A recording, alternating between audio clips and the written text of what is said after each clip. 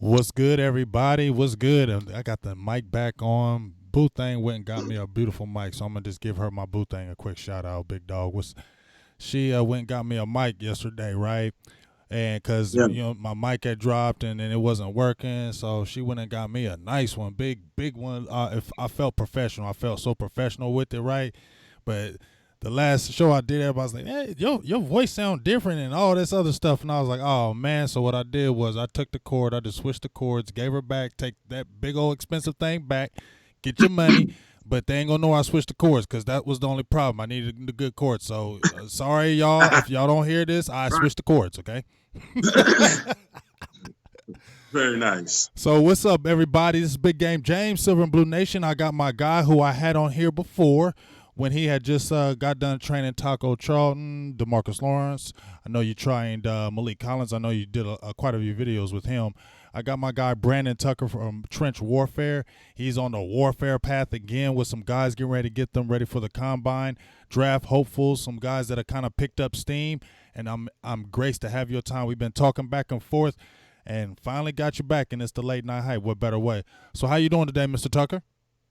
Hey man, I'm good, man. Blessed to be on with you. I appreciate you, brother. Hey, I appreciate you. It's always good talking with you. Always good, be able to see what you do because I really love what you do. It's a real good thing that not only do you train the college guys, you do high school, you do it all. Just kind of give us a quick relay, and then we'll jump into some other stuff of what really got you into this, and what's the behind it? Is it passion? Is it just something that just came up, or what? Yeah, man. So I started training kids back in 2008, just at the youth level. Mm-hmm. Had a chance to, kind of intern and watch Ndamukong Suh go through his combine training process at Michael Johnson's back in 2010, Mm-hmm. and then had an opportunity to take on a group at Exos here in Frisco, Texas, back in 2011. And the guys that I took through the process came back to me as off-season clients. My high school group turned into collegiate guys, and it's just been something that happened organically. And man, we're picking up a bunch of steam. I've got tremendous offensive line partners with Andre Gerard and Chris Chester, and it's just something very, very special, man. And we're super excited to be in this space. Well, you know what? I've been watching, like I said, I've been watching you from afar, and it's been a beautiful thing. Now, you did. How did you really get on the thing when you trained Taco and D Law and Malik? I know you had been dealing with him for a little bit. How did that kind of come about? And do you still work with any of those guys?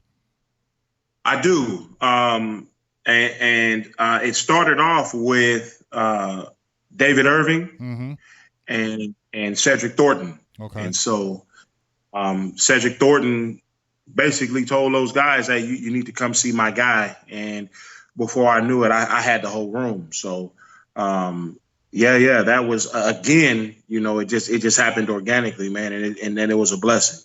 Right, right. So, do you still have in contact with those guys, DeMarcus Lawrence, anything like that? And, on and off, it's a business. So you get the call when you're needed. Mm-hmm. But I've spoken with Malik in the last 2 weeks, and I actually saw Taco Charlton yesterday. So, Okay. It's about that time right after Valentine's Day, and everybody picks back up.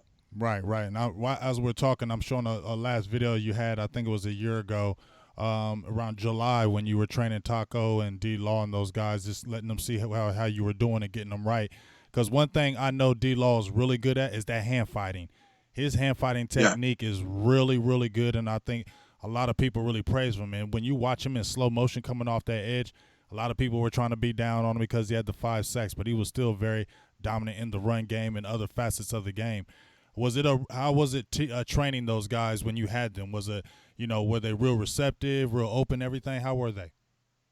Of course, of course. So they come there to learn, right? So they're coming to enhance their game. And as it relates to Tank, I mean, he was tremendous before I started working with him. We really focused on his get off, and making sure that he was targeting well, and working in space with his moves a lot better than he did the previous year. Mm-hmm. So do you think he's going to have I'm not going to say a bounce back year. People trying to say he's bounced back. Do you what kind of year do you think he's going to have with this new regime with Mike McCarthy and them, and then even with the new guys that we're talking about with Tom Sula and Mike Nolan? Yeah, I think Tank is going to have an outstanding year. The difference between the season before and this past season was he was rehabbing and doing physical therapy versus getting ready to play. Mm-hmm. From a skill set perspective, and so it has a huge difference in how you play, basically based on how you prepare. Mm-hmm. And so when you're coming off surgery, and you're doing physical therapy versus training, you see the difference. You see the difference. Yeah, you definitely see the difference. That's what I wanted to tell people as well. Like, if you're any kind of athlete and you have any kind of surgery on your body, a shoulder, a leg, anything like that, there's rehab. And if you miss in training camp, if you're missing valuable reps, it's very hard to come into the regular season, hit the ground running when you're having these other guys that have trained, have prepared, and have been already ready to prepare for you, and you haven't had any of that. You're not going to just jump out the gate. That's superhuman type stuff, and that just rarely happens in the NFL from what I see. Am I right or am I wrong on that? You're right on it. I mean, you're right. All season prep is basically you get out what you put in, man. Mm-hmm. And if you're rehabbing from any type of medical procedure, you're not able to put in the bank. So mm-hmm. you have no deposits. If you have no deposits, the withdrawals are going to look like zero. Yeah, and they will look like zero. And it was looking like that in the very beginning. Still there? Okay. There you go. You still there? Okay, I see. Yeah, I'm here. Okay, I see you. Yep. All right, so let's talk about your crop last year. Now, you had a nice little crop of guys last year. There you went again. You coming back? There you go. Man, I got one of my guys blowing me up. I don't know, what is it, 9:30? Yeah, 10:30. I'll hit him back. He'll be all right. But what I was saying was, you had a really nice crop last year. You had some nice crop. I was looking at your crop of kids you had last year. Name some of those guys that kind of blew up. And I know you had Montez Sweat. We don't like that because he's over with them Redskins, so we don't like all that. Okay? I'm going to give you props for training him, but I don't like that he got to go to the Redskins, so you ain't have to train him all that good. You feel me? But name some of them guys that kind of blew up for you last year. So last year I was fortunate enough to have 2 first-round guys, like you said, Montez Sweat and then LJ Collier. Super excited about those guys, and you asked me about last year's crop, man. I got to really think about it because it's been a minute. I'm thinking in the back of my head, like, okay, I had the kid from A&M. Oh my goodness, what's that baby? I remember. I know who you're talking about. Was he a D? He was a lineman too, wasn't he? Durham was his Landis Durham. Yes. Landis Durham. And then I had a kid that was from Angelo State. Mm-hmm. His name was Marcus Jones. Mm-hmm. I had a kid from Baylor, Greg Roberts. Mm-hmm. I had a kid from Akron, Jamal Davis III. He's with Miami. Mm-hmm. Greg is with Green Bay. I believe Elvis was Durham was with the Rams. Who else did I have last year? Man, listen, if you would have asked me to write that stuff down before we got on, I'd have had it for you. But, that's all right. I told you got me your new. Hey, that seems like forever ago for me, man. So hey, it seems like forever. It's all good. I understand and I get it. Like I said, well, let me get these guys right here. I know you got a new crop, so let me make sure I get that new crop more than anything else. But you had some bangers that came out last year. Like I said, Montez Sweat. How did LJ? I didn't really get to hear a lot about LJ because I know he was a guy that the Cowboys were looking at as well. How did his rookie year kind of look like this year? You know what? He dealt with a high ankle sprain right at the beginning of training camp, man, and I felt like all year long, and I felt like they protected him. Mm-hmm. That was it was a severe high ankle sprain. Mm-hmm. So he was, I think he missed maybe 8. He missed darn near half the season, man. Mm-hmm.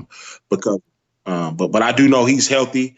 I've spoken with him recently as well. He's healthy. He'll be ready to go this year. Okay. And what do you think like Montez was like your prize guy? I would actually say LJ Okay. was, Okay. and the reason being is even though I did Montez's combine training, Mm-hmm. his trainer, his primary trainer, is Chuck Smith out of Mm-hmm. Atlanta. Right. You I know, remember Chuck Chuck played for DN. yeah, yep, for the Falcons. So Mm-hmm. that's his primary guy. And so I did his combine training Mm-hmm. and his pro day. But man, I got to give my hat off to Chuck for getting him ready. Man, he's had him for a couple years. Really, really, really. So that's really nice. Now, what's the kind of do the guys do they just kind of reach out to you? Is it the school kind of how do these kids kind of reach out to you and kind of say, hey, I kind of want you to do this? Is it kind of any stipulations with it? How's that kind of the process go? So there's it's several ways it could happen. Most of the time, it's going to be through an agent. Mm-hmm. So an agent's going to reach out to me and say, "Hey, I just want to know where you're going to be training. Mm-hmm. I've got a guy that I want to send to you." Mm-hmm. Then you have the facilities who will bring me in to train their guys, and then lastly, if I have a personal relationship with a kid that I've been training for a while, that they'll make sure that they come to facilities where I'm training as well. So it can happen any one of those 3 ways. Okay. Okay.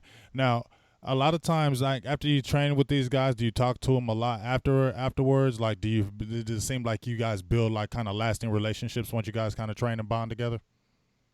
A lot of the time, a lot of the time, because we're spending 8 to 10 weeks with them Mm-hmm. almost every day. Mm-hmm. And so you're naturally going to build, some type of rapport and relationship with them. Mm-hmm. And so a lot of the times, they're gonna stay in contact with me, and I'll stay in contact with them, and we'll continue to work together during the off season. Now, let me ask you this: have you ever thought about going to like the pros and being like just with one pro team or anything like that? Or you kind of like the way you're doing it right now? I love what I'm doing. I love what I'm doing right now. Mm-hmm. I quit coaching high school football 2 years ago, Mm-hmm. and I don't miss those 60, 80 hour weeks, Right. and it's that plus some at the next level and a level above that. So no, Mm-hmm. I'm good where I'm at right now. You said I don't need all that extra like that free time. All right, well, Mm. I'm going to bring up you got a new crop of guys that are getting prepared. Now, first, all the guys that you have on your list that you are training right now, have they been invited to the combine? No, Okay. no. Okay. So the majority of them have. Mm-hmm. I'm gonna say about 80 to Okay. 85% of them have. Okay. I'm looking at this list now. I think let me change that. I think I have 3 Mm-hmm. that have not. That have not been invited, and I think that 3 that so you just basically be training them for like the pro day. for pro day. Okay. Yep. Okay. Now, before we get on this list of names, there's some names on here that I want you to at least get me a little familiar with because I don't have familiar with all the names. I'm still, this draft is crazy. I've been looking at all these tape from these other guys, the top guys, mid guys. It's just so many players out there. It's just ridiculous now. But besides the training that you do, like on the field, do you guys do any kind of like? Do you work with them as far as what they eat, the dieting? How deep is this training? How deep does this training really go? Man, it is an amazing process that these young men are going through, Mm-hmm. and it's to prepare them for the biggest job interview of their life. Mm-hmm. And so all their nutritional, dietary needs are met.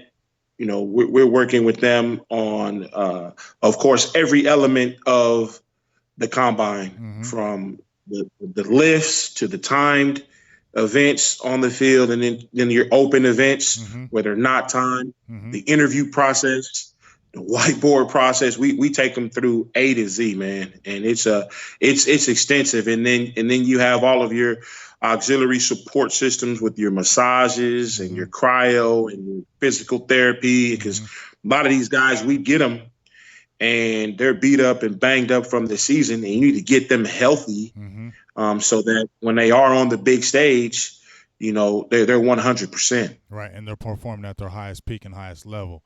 Right. All right, so now another question I want to have, because when I look at a lot of the guys you train, it seems like, just to me, and I don't know, correct me if I'm wrong, but it seems like to me when you do train a lot of guys, I see a lot of offensive linemen, I see a lot of D tackles, D ends. Is that what you guys kind of specialize in, or because I don't see like a lot of corners, maybe receivers. I see a lot of the big boys in there. Yeah. So it's position specific. Okay. And so I'm a mercenary, brother. When I tell you I'm a mercenary, I have training privileges at all of the major facilities here in North Texas. Okay. And so currently I'm training at 3. And so I'll take care of the defensive linemen. They have offensive line coaches that take care of the offensive line, and receiver coaches that take care of the receivers, and DB coaches that take care of the DBs. And every position has their own coach. So it's position specific. I got you. So big boy galore, and that's what the Cowboys kind of need right now. It's a great segue, because as I said before, the Cowboys have Tom Sula now. They have Mike Nolan. They got some guys that Tom Sula. He got Montez Sweat. He was on with him last year. Okay, and he had Deron Payne. He got Jonathan Allen, 2 big boys. You get what I'm saying? And that's what the Cowboys have been missing, that big guy since David Irvin left. They've been kind of looking at it. I believe, like I said, I feel like Malik Collins is more of a rush guy that's going to get after the quarterback more than anything else. They haven't had a real grunt guy in the middle that's going to take on 2 offensive linemen, or another guy who's like a 6'5", 6'6", like a David Irvin, one of those big, tall guys. So some of the guys that you kind of have right now, I'm gonna name a few guys. I'm going to go to this tape right quick. Give me 1 second. And I want you to kind of tell me what kind of some of their good traits that kind of stand out for you, as I get to it here in 1 second. All right, I got a defensive tackle that you got, Rashad Lawrence from LSU, defensive tackle. What kind of stands out, and what do you think he could offer? Let's say if the Cowboys were to look at it, what could he really offer the Cowboys? So the big fella is, of course, a defending national champion. He played at LSU. He's a big space eater. At 6'4", 6'5", right around 315. Plays with incredible leverage. He's played the 4 and the 4-eye, and he can play the 3. He dominates in the run, in run defense, and I think depending on what type of system they're going to run there now, he could potentially be a great fit for him. I like that size. When you said 6'4", 6'5", I already was getting excited when you said that right there. We already talked about that. And he looked like he had some good size and some good agility playing with a national championship. He definitely can get a look. And like you said, he played multiple positions, and the Cowboys are saying now it doesn't really matter about this and that. We're going to get the best players on the field. So hopefully we'll see what something happens like that. I got another guy that's a Baylor defensive tackle. What's his name? I'm trying to get his name up here. Where is he at? Is it James? I've got all 3. I've got all 3 of their D linemen. Yeah. So James, is it Lockhart? Lockhart. James Lockhart. Tell me about him. Very, very physical. Very, very physical. High IQ guy. High football IQ guy. Flies around. Really aggressive.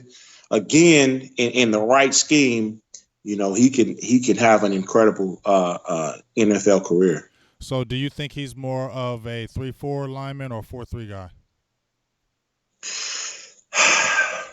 He kind of falls into the new the tweener the role? new position. Well, that we call an edge. Okay. You know what I mean? So he's the type of guy that can rush. 90% of the time, and then he can cover for you about 10% of the time. So I have a couple of edge guys, Okay, so and he definitely those. okay. You said high football IQ. Now listen to what Bobby said. He said he was a nice, strong player. Like I said, I'm gonna go through these players again. Had a dominant junior season. Strong player. Looks like he's quick off there, and it looks like he's forceful with them hands. Yeah, physical, man, and he played with a club a lot this year too. So man, he was getting it in. Yeah, well, he looked like he was clubbing that bag real hard. I'm sure I stay out his way. Hopefully, somebody can look at him. He go plug some people.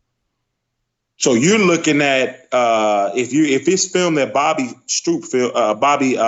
Belt film, you're looking at Justin Lynch. Oh, redhead kid. Yeah, is that Justin Lynch? Yeah, that's Lynch. So Okay. he's the Big 12 defensive lineman of the year. Oh, okay. And so he played a 4-eye at Baylor. Uh-huh. He'll transition to a 3, Mm-hmm. or he can play the 4 if you play an odd surface. Mm-hmm. Super strong, super athletic, uses his hands well, understands leverage, and has a very, very high motor. Very high motor. I love the high motor. I love the high motors. I love the high motors. I repeat, I love high motors. Where Tristan Hill, one of his issues was he didn't have a high motor, and I believe that's one of the reasons why he didn't get on the field. Because when I went to training camp, the kid looked like he had talent, but it just looked like it was hot and cold. What was one minute hot, 1 minute cold, and I feel like when you're playing a lineman, you can't run like that, especially D lineman. You got to be hot all the time. You gotta be hot. You can't be hot and cold out there. That's right. All right, so I got that's what I feel too. Hey, so I got another guy I'm looking at. He looks kind of impressive just on the strength, just on the body wise.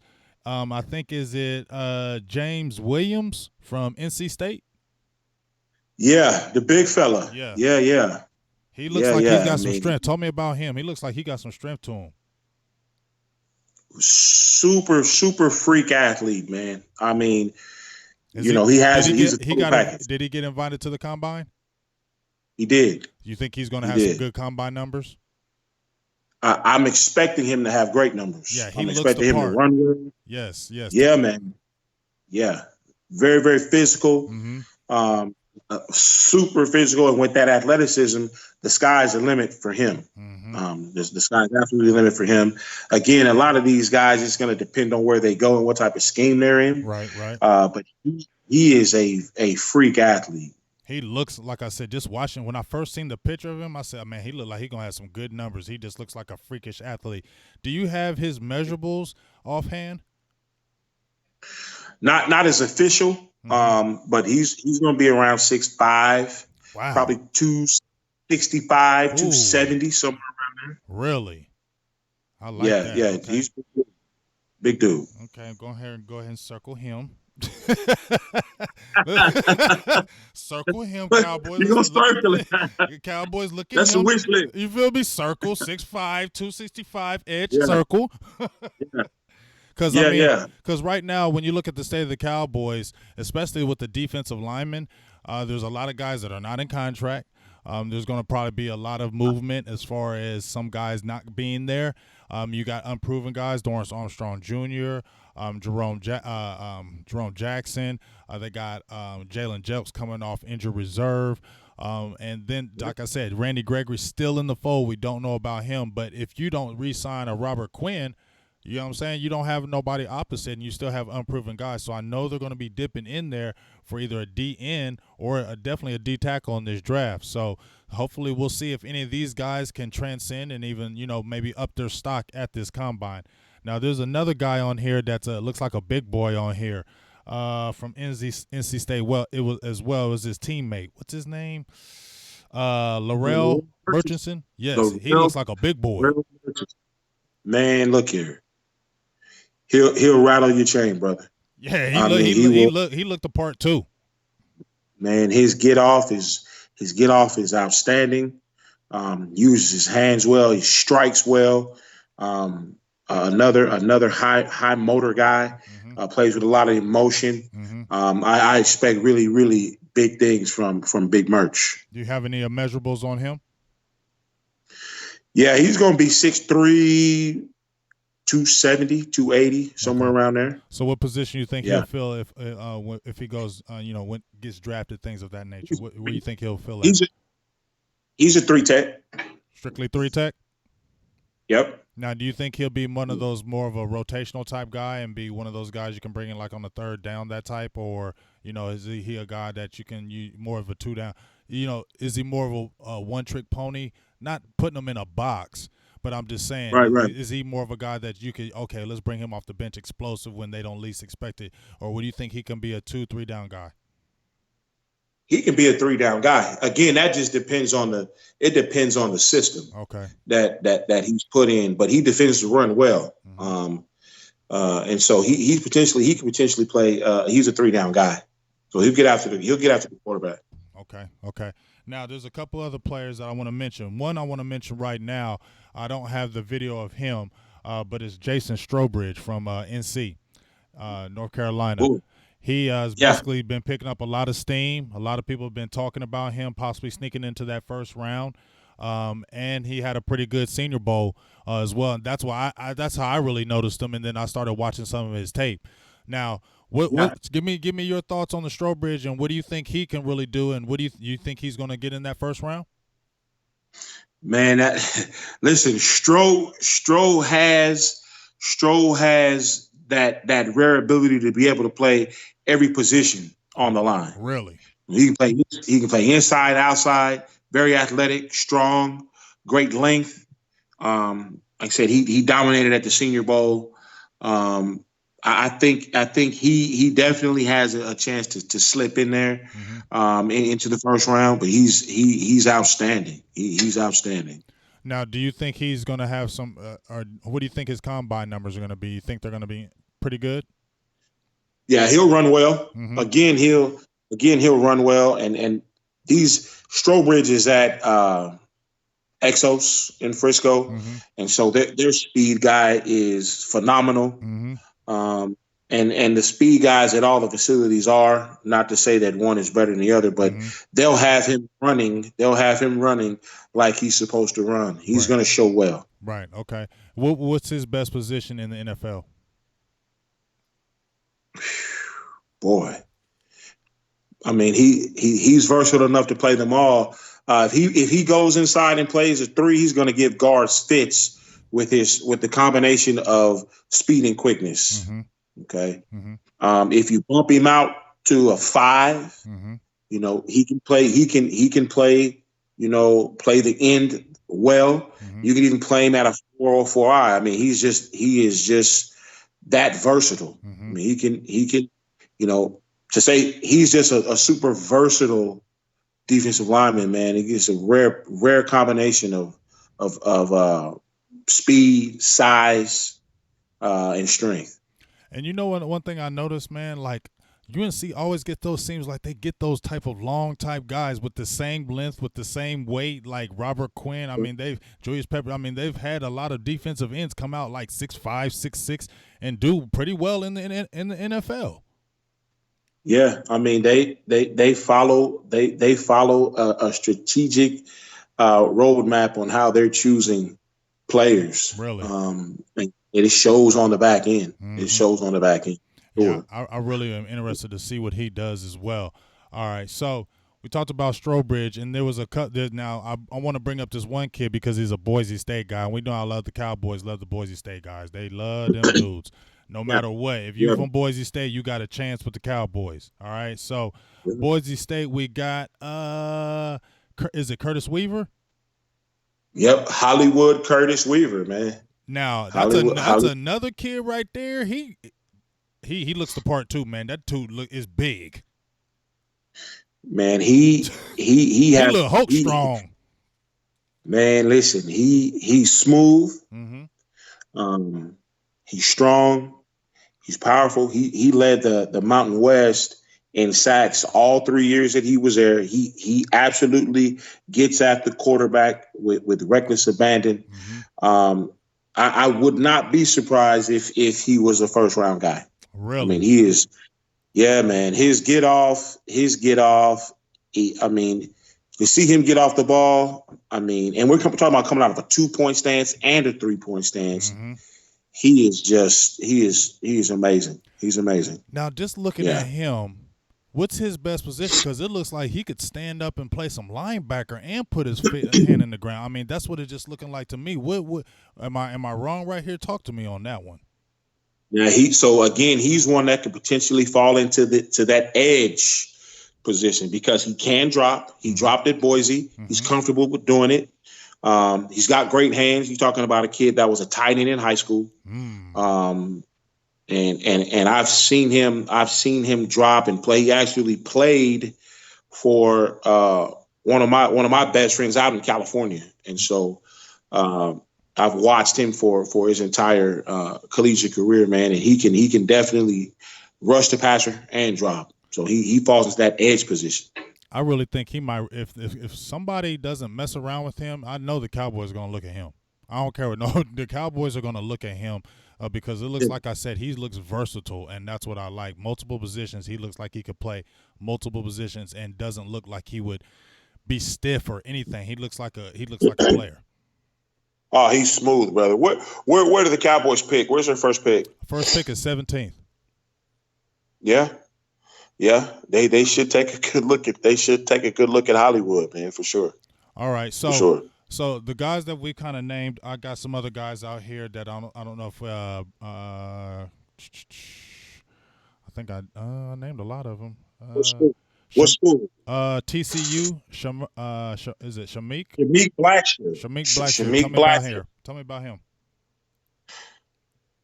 Transferred from South Carolina over to TCU. You know, again, we talk about, you know, the system fitting the player. Right. I don't think it was a good fit for him at TCU, but he has everything that you need to play on Sundays, man. Really? Size, strength. Oh yeah. Yeah. You know, he's one that doesn't have a combine invite. He'll show well at pro day, and he just needs somebody to give him an opportunity. Now, is he more of a guy that you think could probably, you know, maybe later rounds or maybe be a free agent, but you think he's a guy that if you really kind of just give him a chance and really work with him, he could surprise? Yeah, he's a PFA guy. But again, somebody brings him in and you know, they give him a chance to show. I think he'll be a good pickup for somebody. Okay. Bryce, did we talk about Bryce Huff? Bryce Huff from Memphis. Yeah, Bryce Huff from Memphis. Another edge guy. He dominated the Shrine game. I heard several announcers say he was potentially the best defensive player there. Really? Oh my God. He gets off the line well, gets after the quarterback, physical, a little bit undersized, but he can drop, he can cover. I mean, and he's got the right mentality, man. You know, he has a chip on his shoulder. He trains with the chip on his shoulder. He plays with the chip on his shoulder. So super excited for him. Okay, so I like those guys because them are the ones that really like to come in the NFL. You ain't nobody talking about them, and they want to make a name for themselves. Right. And they come out of nowhere. So that's definitely a name I'm gonna keep an eye on as well. And then I got, is it McKelvin Agim from Arkansas? Yeah, McKelvin Agim from Arkansas. From Arkansas. Yes. Tell me about him. Yes. Prototypical 3 technique, man. I mean, he's gonna plug, he's gonna rush, he's physical, he's athletic. He's another guy that I've worked with in the past. You know, he uses his hands well.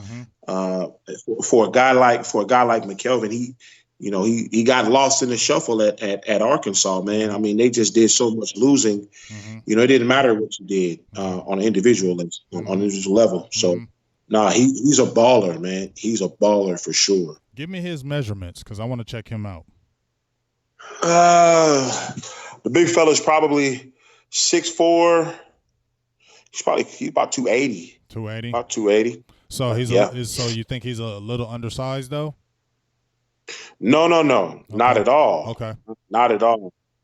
Not at all. No, he's a prototypical defensive tackle. He's Okay. a 3 tech all day. Okay. So Yeah. now, after you guys do this combine, after you guys get them trained for the combine and you stay with them like for pro days as well, is it the agent that really? Who really kind of takes over from that point? The teams like, okay, this guy looks good. We've seen him at the combine. Where does it kind of go from there? Or do you guys kind of distance from them, or how's that process go after you do the combine and pro days? So after combine and pro days is done, they're just waiting to see who drafts them and where they get drafted. And once they find out who's picked them up, they'll come back, typically come back, get them ready for OTAs, get it ready for training camp, help them navigate through the playbook, especially if there's any type of vocabulary or vernacular that they're not used to. And just try to shorten that learning curve for them as a rookie. Just let them know what they're going to be getting themselves into. That's good. So, do you guys actually have not like playbooks, but just kind of calls that they'll usually see during the NFL from just kind of, or do they bring any of their playbooks in or anything like that? What does that happen? How does that happen?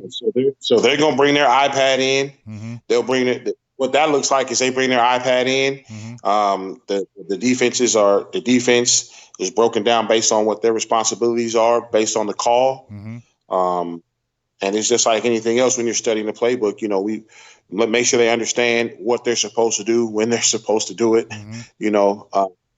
Especially if the system is completely foreign to them. Right. So, yeah, just getting them used to it, getting them acclimated to the NFL lingo. Now, my last few questions, because I'm gonna get you. I'm not gonna hold you all night. I definitely appreciate you jumping on here. Gave great information, great interview as always, as you always do. Make sure you please go check out Trench Warfare. If you got any young kids in that area, this is the man who you need to see, because I'm telling you, he gets them right. But what I wanted to ask you is though, as far as the NFL verbiage, like the defense, when they get their iPads to you, is a lot of those formations from these defenses really the same? It's just different calls? Yeah, yes and no. Okay. And so that part of the process is just making sure they understand basic stuff. And these guys are coming from different systems. So the main thing we want to make sure they understand is, and it's going to sound basic as hell, but understanding how the strengths are called, make sure they understand passing strengths, make sure they understand basic stunts and games that are going to be called. There's several different names for the same thing. It's just going to have a different name depending on what team you go to, and then making sure they understand personnel groups from an offensive standpoint. Make sure you understand what 10 personnel, 11 personnel, 22 personnel. Make sure you understand what that is, because the defense is going to be determined on what the personnel group is from the offensive standpoint. And so most of them understand that. Some of them don't. Some of the defenses that they've run in college is just line up and go. Right. You just line up and go. Yeah. All right. So this is my last question. Do you see a lot of these guys, do you see them struggling a little bit? Is it harder since you do offense and you do defensive lineman, which positions is harder for you to go into NFL, offensive lineman or like a defensive lineman? So I primarily do defensive line. Okay. The only thing that I do with the offensive line during this process is what we call flip sessions. Okay. And that's when we go in and I go visit with the offensive lineman, and the offensive line coach comes and visit with the defensive lineman, and we talk about what we're wanting to do to you, how we're wanting to do it. We're talking to them about the indicators that they give, either with their stance or how they're distributing their weight. And so we that's the only involvement I'll have with the offensive line. And so from a player struggling, um, it's on an individual basis. Mm-hmm. I mean, I've had guys struggle mightily, Mm-hmm. and then I've had guys just take to it like a fish to water. Right. So I've seen it all. Mm-hmm. I've seen, yeah. Okay. All right.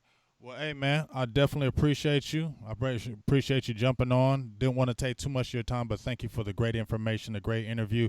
Before we get off, hey, give them your name, what you do. I want so they can have your information because, like I do, I share this video. It's a little bit late tonight, so probably the crowd wasn't as big. But one thing we do is when we share this stuff, this thing gets around real good. So we'll be able to pump you out there. I know you're already doing your thing, but extra exposure can't hurt. So that's what I'm all about. Ever. So before we go, I gotta talk about one more guy, man. Did we talk about Bravion Roy? Did we talk about the big fella Bravion Roy from Baylor? I think I had a picture of him, but I don't think I had the video. Let's talk about him right quick. Listen, you're talking about a game changer type guy. Oh, he's a game changer. Yeah, man, 6'3", about 335. Ooh. Yeah, and he has the sweetest feet I've ever seen on a defensive lineman, bro. I mean, he's got defensive back feet. Really? Y'all, he's special. He's special, man. I think he went and got 5 or 6 sacks from the nose. So he's special, man. He's special. So be on the lookout for him for sure. For any teams that play in an odd front or 3-man surface, he's going to make somebody very, very happy. What rounds do you think he's like a first, second rounder? By round 3, he'll be gone. You know what? It's hard to say, man. I'll leave that to those draft experts. Yeah, because it's funky how that draft goes, ain't it? Oh, goodness. My prayer is that all my guys get picked up, and have an opportunity to play. So will he be drafted? I'm sure. Where he'll be drafted, man. If I could pick where guys be drafted, man, I'd be so filthy rich it wouldn't make sense. You ain't never lying. You ain't never lying. Yeah. It's so funny. All these cats out here be doing these mock drafts. I be telling them, man, I ain't doing that mock until it gets close to near, because you gonna change that joker 20 times. I ain't got that to do. Right. That's it. Man. And even then, it's still a crapshoot because you don't know. You don't know. You know what I mean? You don't know. Not at all. No, do not know. But, hey, let them know where they can find you. Get all your information out so they can check you out. Any kids might be in the area. People might be watching this interview like, hey, I'm in the area. I got a kid that maybe want to train. Let them know what you're about. Yeah, man. So the website is trenchwarfare.us. The Twitter is at TWF Training. And Instagram is D_Guru. D_Guru, man. Look me up.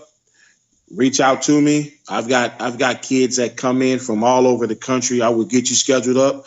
We'll take care of you, man. Get you ready to play. Yeah, get you ready to play and get you up in the NFL, man. This guy gets them in the pros, dog. They ain't coming to you if you ain't good. I don't care what you say. They gonna be like, oh man, I don't train with this dude no more, dog. He terrible. You know what I'm saying? You know the word will go around quick, and right. You know if you ain't doing it, right. You ain't coming back. So you're obviously putting in the work, and that's the truth. So.